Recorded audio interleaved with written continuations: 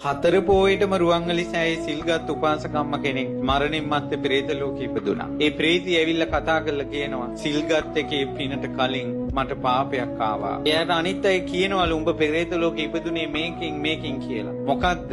සිල් අරගෙන මෙයා හතර පෝයටම රුවන්වැලි සෑ මළුවේ ඉන්නේ අර බැම්මට හේතු වෙලා පාදක සෑයට දික් කළා. ওই චෛත්‍ය තියෙන දිශාවට බෝධින් වහන්සේ ඉන්න දිශාවට දහම් දෙසන සංඝයා වහන්සේගේ දිශාවට පාදික් කිරීම බලවත් අකුසලයක්. එයා කරපු පින් විපාක දෙන්නේ පස්සේ. ඊට පස්සේ කියනවා ඥාතින් පින් දුන්නා පෑන් වඩලා. අනේ තුනුරුවන්ට අගෞරව කරලා ප්‍රේත ලෝකෙ ඉපදුන නිසා තුනුරුවන්ට දන් දීලා දෙන පින ගන්නත් බැයිලු එයාට. දැන් කොච්චර දැන නොදැන කකුසල් සිද්ධ වෙනවද? ඇයි මේ ජීවමානව හිතන්නේ චෛත්‍යයක් ළඟට ආවට පස්සේ ජීවමානව හිතන්න ඕන අනේ බුදු කෙනෙක්ගේ සෑයක්. ඇයි දැන් මේ සූත්‍ර දේශනාවේ පරිනිබ්බාන සූත්‍රයේ තියෙනවා ආනන්ද මේ ශාස්ත්‍රුන් වහන්සේගේ ධාතු තැන්පත් සෑයයි කියලා හිත පහදවගෙන මල් පහම් පුදන කෙනාටයි සුගතිය යන්න පින් රැස් වෙන්නේ. ඈත ඉඳලා උනා සාදු කියලා ධාතු සෑයක් වැන්දොත් ඒ පින එයාට එනවා මේ දුක්ඛන්දරාවෙන් නිදහස් වීමට. මම ඔය කතා කරපු ධාතු සෑයවල් වැඳපු බෝධින් වහන්සේලාට සත්කාර සම්මාන කළ ඒ පිනැත්තෝ ගෞතම බුද්ධ ශාසනයේ නිවන් දැක්කා. ඒ නිසා තුනුරුවන්ට ගරු කරන්න ඕන සත්කාර කරන්න